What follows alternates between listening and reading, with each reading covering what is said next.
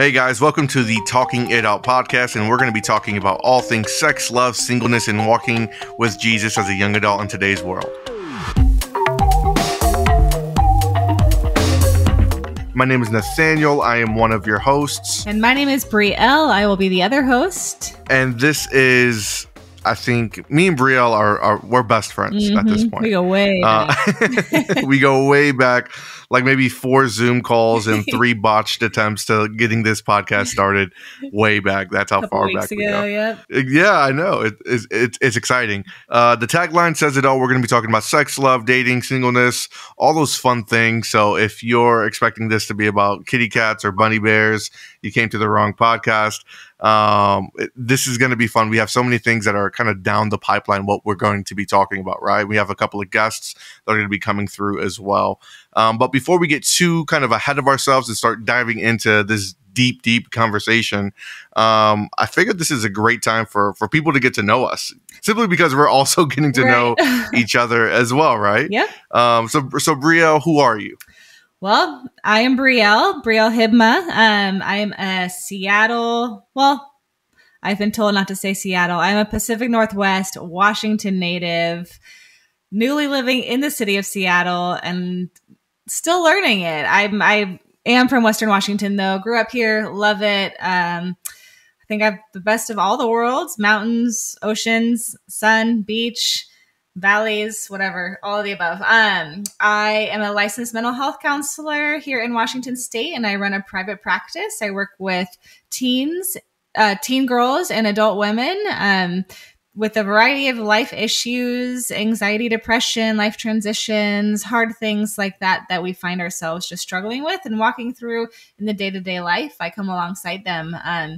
And when I'm not working, I love just spending time with friends, family, being outside, taking my dog for long walks on the beach, drinking my lattes, and learning, reading books, and playing card games, just the fun stuff. Pretty laid back, casual person. Who are you? Tell me about you.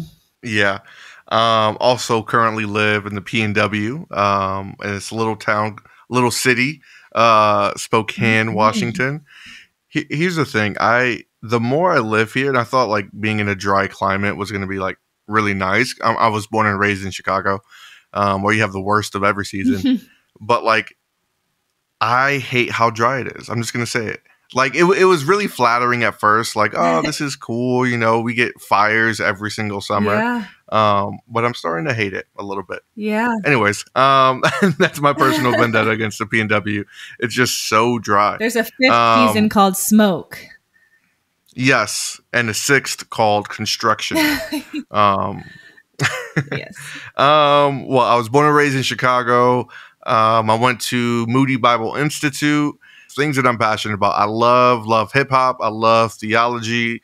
Yeah, those 2 things in tandem kind of get me going. Recently married within the past year, and just had my first child within that same time frame, which is really, really exciting and fun. Lots of changes. My daughter's name is Psalm, and I hate that I gave her such a unique name, but I love it at the same time because people always ask me how to spell her name, or people like look at me like on a side eye, like why did you name your daughter Psalm? Well, and I feel like people ask how do you spell it, and then Psalm, kind of like the psalmist, yes. Right? Yeah, like a psalm in the Bible. Love it. I love it. I know. I think it's perfect. And then my family found out that Kanye had a kid named Psalm, and they've been teasing me like nonstop. And I didn't name my kid after Kanye's kid. I just thought it was a really beautiful name. But it's kind of hard when people know that. They're like, really? Like, just because you're... Anyways. Big fan of C.S. Lewis. Big fan of Spurgeon. I'm a big fan of Richard Rohr. So put that together somehow. Yeah, I guess that's me. So basically, before now that we know each other, why did you say yes to co-hosting this podcast with me? Why did I say yes? Well, that's a great question. I said yes because I feel like it's very applicable to the work that I do. And I think that, as we talked about all the topics that we plan to discuss on this podcast, I'm like, yep. Talk about that day in, day out, every day with clients. Not just that, though. I think it's something that comes up when I'm not working, when I'm with friends, when I'm with family, when I'm just out and about and topics come up. And depending on the ages of people I'm talking with, there's different perspectives. There's different things that each person grew up with or learned. And depending on our family of origin, school, all this variety of things, people have different perspectives and they have questions. And sometimes they're difficult topics to engage. People maybe are afraid to bring things up or afraid to ask or not really sure. Am I right or am I wrong? Is it okay to question certain things? And I think it's just fascinating to engage in those conversations. And so I'm just excited to be a part of it and learn alongside with you and everybody else as we're engaging these tough topics. And I'm excited. I think they're necessary things to talk about. And I love being able to be a part of something that's going to provide a resource for people to go to and learn and grow and ask questions and all of that fun stuff. So that's why I said yes. And I'm excited to just see where it goes. How about you? Yeah. Yeah. The reason I said yes to this podcast was because I wanted to say no. Like, I'm like, man, I don't want to talk about sex, dating, love, and relationships and all that other fun stuff. Simply because I didn't want to like look at myself and see like what I was processing. Like, I felt like it was going to bring a mirror to me as someone who's experienced dysfunction in my life and just some crazy things. But at the same time, I know that there's others that have had either a past like me or can relate to some things that I've been through and ultimately see the person of Jesus through the conversations that we're having. Because I feel like whenever these conversations come up, I feel like going back to our tagline, walking with Jesus is barely a part of the conversation. It's like, how are you managing your singleness? How are you managing your hormones? Like, how are you going to court somebody? Or, you know, like we ask all these other questions and practical, like how-tos, but I feel like oftentimes omit the person of Jesus, especially within the evangelical church. We just kind of use dating culture, like best tips and how-tos. And then we just apply the term Christian to it just because we happen to be Christians. And I think because I'm so passionate about revealing the person of Christ, that I think this is a perfect medium to do it, because I feel like the evangelical church has oftentimes kept this more of a behavior-centered conversation as opposed to a Christ-centered conversation, which I feel like is the more challenging thing to do, yet absolutely worth it at the same time. So that's kind of why I said yes. But yeah, I think this is a good time to kind of announce, I guess, the first couple of episodes. Here's what we're going to be doing, people of the world that are listening. We're going to be talking about boundaries, which I feel like is such a great kind of topic to kind of start this podcast off, because I think boundaries are so foundational, whether at an elementary level, like whether you're just, 4 to 5 years old, you're learning boundaries about who you are and how you relate to the world, or if you're 30 and single, or 45 and on your second marriage. I don't know. I feel like boundaries, you're always having conversations around how to form them and how to create them, or the lack thereof. Exactly. And you're ending into some problems because of that. Exactly. So Brielle, with all the work that you've done kind of within the psychology realm and in your practice, how would you go about describing what is a boundary? Yeah. To kind of help our listeners out. I mean, yeah, I don't know that I can say that there's one particular definition of boundaries. People can look online, look up in the dictionary, whatnot, and find various things. But if you combine them all in the direction that we're talking in this podcast, in this conversation today, boundaries really help us determine where one person ends and another person begins. They're essential in all relationships, and there's various forms of boundaries, but essentially they help you understand what you're comfortable with and how you want to be treated by others. And they help you to communicate your wants, needs, your limits, and your values with people. So that's, in a nutshell, how I would define a boundary. Though there are many resources that might add or take away some of that, that's kind of a general overview of what they might be. Yeah. I love that you said where one begins and another ends. I feel like that's like the most appropriate like building block to kind of have some of this conversation. I was reading Dr. Henry Cloud, and he was just writing about the boundaries of skin. And I thought that was so good, because your skin keeps the good things in, right? Like blood and all that, everything that's happening within inside of your body, but it keeps the bad things out, such as germs. And I'm like, oh, that's actually a pretty solid example of just like a very rudimentary, here's how like significant a boundary could play, yet we may overlook it all the time, right? Like I'm not looking at my skin like, oh man, thank you for keeping the COVID out of my system. Yeah. But then we start looking at that in a more practical realm, like when we look at countries and borders and property lines, right? And he gives this example of this mother and father, and their kid is the typical just mooching off of them, right? So like whenever something goes wrong in this kid's life, mom and dad always intervene, which is an absolutely great thing you should do as a parent, right? Like you should help your kid out, but it's at this like intervening at all costs. And this kid never really develops a sense of responsibility. And they come to Dr. Cloud and they say, hey, can you fix our son? And Dr. Cloud responds saying, well, your son's not broken. You are. And I'm like, oh, okay, well, where's he going to go with this? And he says, imagine you have a neighbor, right? And your neighbor does not take care of his lawn. But for the past 10 years, you've been watering your grass. And now the water that you're using to water your grass, you also water his grass. So he's never really had to water his own grass because you've been taking care of it, but that's your neighbor. And then all of a sudden you decide, hey, you don't want to water his grass anymore, but then now you're complaining the neighborhood looks like garbage because this guy doesn't water his own grass.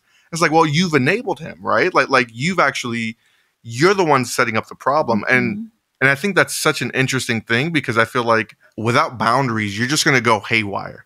You're going to let all these things that are bad in. You're going to be hurting others because boundaries are usually in relationship to others, right?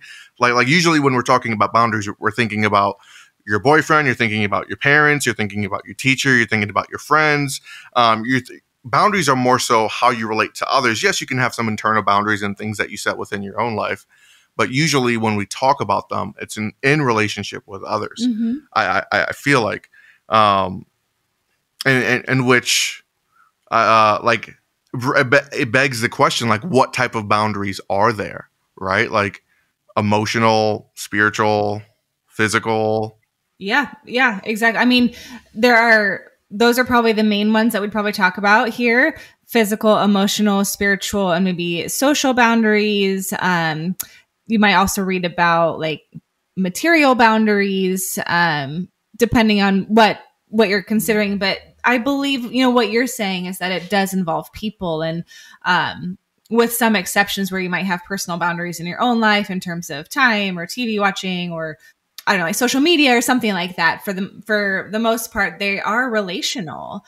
And I love what you said is that we can't just give and lose ourselves in the process, because then we're no longer giving our best selves forward. We're no longer operating in who we are as individuals. And so that's like going back to what you said, is just like having those boundaries in relationships, in various relationships, is what helps build healthy relationships. Yeah, that's so good. Thinking about the different types of boundaries, like, right, like physical boundaries. Like that's usually when it comes to proximity to others, as far as like your physical human being, right? And that could be as simple as a hug. That could be as like how far apart you stand from someone. Like people have different boundaries like that. Like I think people tell me when I hug them, it feels like I'm always trying to escape. And it's because I hate physical affection. That's just me. Or it could be simply like intimacy, right? So like kissing, touching, things like that. And then you have spiritual boundaries, right? Like how you let people dive into the inner workings of your relationship with God. Yeah. And how you let them interact with that, right? Whether that's praying together, whether that's giving advice and kind of heeding that advice as well. And allowing some of those conversations to happen around your spiritual. Then you have emotional boundaries, right? Yeah. I feel like you see these really played out with just communicating like what you're feeling. And it's the communication piece, right? Because I feel like whenever we're talking about boundaries, we're also talking about how you communicate your boundaries as well. I'm trying to think of an example of a poor emotional boundary. Do you have one? Yeah, I mean, sometimes like a good example of an emotional boundary might be in how you interact with other people's emotions as well. So for example, you're in a great mood and you show up and your friend is really angry and having a terrible day. are you suddenly really angry and having a terrible day too? Right? Are you able to differentiate yourself from their emotions, hold that empathy without suddenly like, this is the worst day ever, and join them in on that? So sometimes that's where emotional boundaries come from too. And then I want to tie that into what you were saying about spiritual boundaries, about like, oh, hey, this is how I let people in terms of talking about spirituality and my faith in Jesus. That would be a similar way that we can talk about emotional boundaries. There are certain people we might choose to share our deepest emotions with, our deepest thoughts with. And then there are some people we choose not to. So we have, maybe our inner circle and our outer circle, and who do we trust with those emotions? Who do we trust with talking about that deep sadness or shame we feel, or the excitement and the joy that we feel? It's not, our deepest part of ourself isn't for everybody. That's so good. That's so good.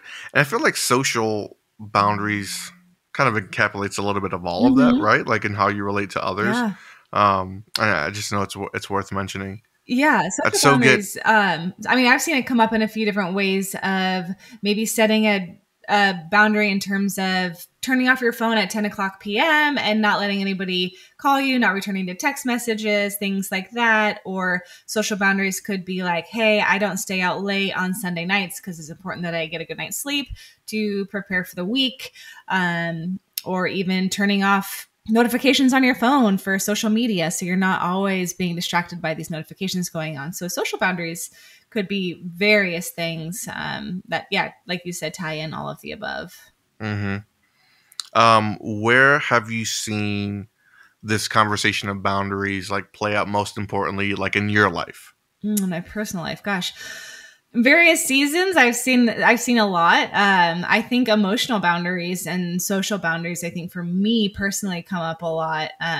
And that's been, before becoming a counselor myself, that's been, in those earlier years, even learning what are emotions and how do I communicate them with people who are my people, who do I trust? And so that was, just through like my earlier 20s, like understanding even what that meant and how to communicate those. And then, I've seen my spiritual boundaries come up, like in a secular workplace, for example, where people are very aware of my faith, my relationship with Jesus. And then sometimes, there are sarcastic comments or just things that are said that are not appropriate for my faith, and just like sharing with people like, hey, and just having to set a boundary or engage in that conversation and just figure out like what is meant by that. So that's where they come up in my life more often. And it's a continual navigation. It's not like I can sit here and tell you, well, here are my 3 boundaries for each of the above 4 categories and nobody crosses them, right? It's kind of navigating. I mean, day in and day out, season by season, what does my life look like and what are my boundaries in this season? So it's always a navigation for myself personally. Where do you find it in your life more often, or which one do you find is most prominent for you? Yeah. So I think in my life, I like to say yes to everything. Like oftentimes I see myself like I'm working on one project and I'm working on another project, and I'm trying to maintain being a really great husband. I'm trying to maintain being a really, really great father. And I keep saying yes to things that are going to take up my time because I don't want to disappoint people, but then also because I'm selfish and I just want to appear like I'm that man, if that makes sense. Like I just want to seem like I got everything together. And it's actually taken a lot of work to be like, yo, I don't have time for that. Yo, like, in fact, I'm going to do a rain check on going out tonight, or I can't take on this other project on top of everything that I have going on. But I think the difficult part in that is the communication element, because I feel like a boundary isn't a boundary unless you've already discussed it. Like no one's going to know about your boundary unless you're like, no one's going to know that you have a relationship with Jesus if you haven't already communicated that. Right. And then no one's going to know whether or not how far enough to take either a joke or a comment if you're not saying, yo, this isn't appropriate. Right. And I see that happen all the time, right? Like in ministry, I see other dudes that are like me, that just pour out, right? They're helping out in youth group. They're setting up chairs, trying to impress the ladies. Like they're doing everything that they can for their church. And then they're so depleted as far as energy goes. And they don't know how to say, yo, I need a breather. Yeah. Like I need to relax. Or I see some friends that are like trying to maintain relationships, like dating relationships. And they always end up in these kind of compromising situations, whether sexually or emotionally.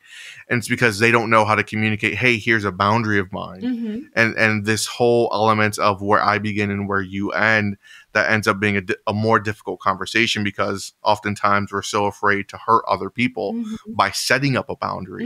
And I feel like because of our care for others, right? And that's not a bad thing, right? Like if you're in a relationship and you want to show the other person affection because you love them, that love is a pretty good thing. That affection, God meant God didn't, you were sexual before you were sinful, right? We say that all the time at Project 619. You were sexual before you were sinful. So, okay, cool. How do you communicate that and say, yo, because I have a deep relationship with Christ, here's how I want our relationship to look like. And here are the things that we are doing that really hurt our relationship and ultimately hurt my relationship with the person of Jesus. So like I see this conversation of boundaries play out all the time in my life, whether it's in having conversations with my friends, whether it's having conversations with my wife and just saying, like what are our, the biggest one for me and my wife right now, what are our financial boundaries, right? Like she gets mad at me for I keep buying Yeezys and she's like, stop it. Like we got bills to pay. And I'm like, I'm trying to look fresh. So, boundaries play out all the time. And I feel like the less we start talking about them, the more we put ourselves in compromising situations, not just like sexually as well, right? Not just that dating relationship, but it affects almost every relationship that we have, and ultimately our relationship with God. Because I think if we look at the person of God, like God does a great job communicating who he is, what he likes, what he doesn't like, right? He's setting up all these boundaries that like he presents himself to us and he says, cool, like I want to interact with you, because actually setting up boundaries sometimes I feel like can be a vulnerable thing. Yeah. Something that you said that I really love that really ties all that together. Well, two things you said, actually, just to kind of highlight, is the one is that you can't have a boundary without communicating them. And that is something I see all the time. And as you were saying, you see it all the time as well. And so we have to be able to communicate the boundaries, know what they are, understand what they are and why they're important, and then communicate them. Tying that into what you said about a relationship with God, sometimes if we don't have boundaries in other areas, it takes from our relationship with God. And I can say this for myself, right? If I say yes to this and yes to this, and oh yeah, I'll be there at this time, and I stayed out late, so I slept in, and well, what's the first thing to go? My time with the Lord, my time in prayer, my time reading my Bible, right? Because I didn't have boundaries in other areas. I wasn't able to say no to other things. And then that even distracts me and pulls me away from my relationship with God. So there's another, I don't know, just tying that in. I don't even know if you said that or if you're going there, but it really stuck out to me. No, yeah. That's so good. I think, I don't know, for me, boundaries weren't really discussed growing up. I didn't grow up in a Christian home. I'm just thinking about, talking about sex, dating, singleness, relationships, all that other fun stuff. So I didn't grow up in purity culture, which is kind of like, I feel like such a hot conversation that we're kind of working through, kind of almost done with. I feel like the church is almost done processing the effects of purity culture. But I feel like dealing with people that have had such a black and white presentation on here's what you should be doing and should not be doing, from what I'm seeing within my friends, it's hurt them a lot. Like they're trying to understand, okay, I grew up with all of these boundaries in my brain of what I should and shouldn't be doing. And now that I'm a little bit older, I see how kind of concrete those boundaries appear to be, but now they're not as, strong. Maybe that's not the right word. I think you know what I'm trying to say. Like I see a lot of negative effects of purity culture because of the poor boundary setting that it presented. Well, would you agree with that, or? I would, yes. I think that was, I mean, not to go into too much detail on the idea of purity culture to pull us away from boundaries in general, but right, that era that we are working ourselves out of really did heavily focus on don't do this, don't do this, don't do this, whatever that, that was. And it really didn't leave a lot of room to talk. It was just, don't do this, period, end of conversation. Therefore, there's a whole generation of people that were like, well, why? And it's not bad to ask why. I think for many people now, they're just relearning. And it's not so much that their ideas changed of like, oh, no, I can't do that or I want to do that. It's not even like the issue that we're talking about is kind of like people never had the opportunity to understand why there's a boundary in place, to understand, to learn about their values, to learn about why something's important, to learn about how our behavior or our interactions impact not only ourselves, but the people around us. It was just so black and white in a don't do that sentence. People didn't have an understanding of the importance or the why behind it. And so now, now people are like digging themselves out of that hole of like, oh, well, now I have a little bit better understanding, or now I can ask these questions. And that just wasn't available. And, I did grow up in a Christian home, but it's interesting because the idea of purity culture, I grew up Christian, but I wasn't super involved in church, I guess, growing up like as a teen. And so by the time I got really heavily involved in a church and started serving and stuff, it wasn't until kind of like the aftermath of purity culture. And I was late teens, early 20s. And so it was less like impactful for me, but more of like, it hit me at a later time. And then I guess I was just delayed in that and like, oh, whoa, did I have it wrong? What's going on? And so I feel like I had like this outside or latecomers view of it. So I have an understanding of it, but not deeply enthralled of it. Brielle, I would like to know, like, how would you respond when a boundary is crossed? Great question. I think to know how to respond when a boundary is crossed, we first have to, I want to go back to what I said in the beginning, understand our values and understand our why. Because I don't think there's a formula. If this happens, then do this. I think that's when we fall into sometimes that trap of very black and white, or it has to be done a certain way. So I would encourage any individual, right, to understand when they are setting boundaries, whether they're physical, emotional, spiritual boundaries. Why am I setting this? Why is it important to me? What is my value in this? How am I a better person because of this boundary? And then that helps you navigate how to, or what to do when it's crossed. Come on. All right, folks, that is time. Thank you guys so much for listening. This is the Talking It Out podcast. We had so much fun today. Can't wait to see you next episode. Talk to you soon. It's always the awkward goodbye with the people that aren't listening to us currently. Yeah. This podcast was brought to you by the wonderful people at Project 619.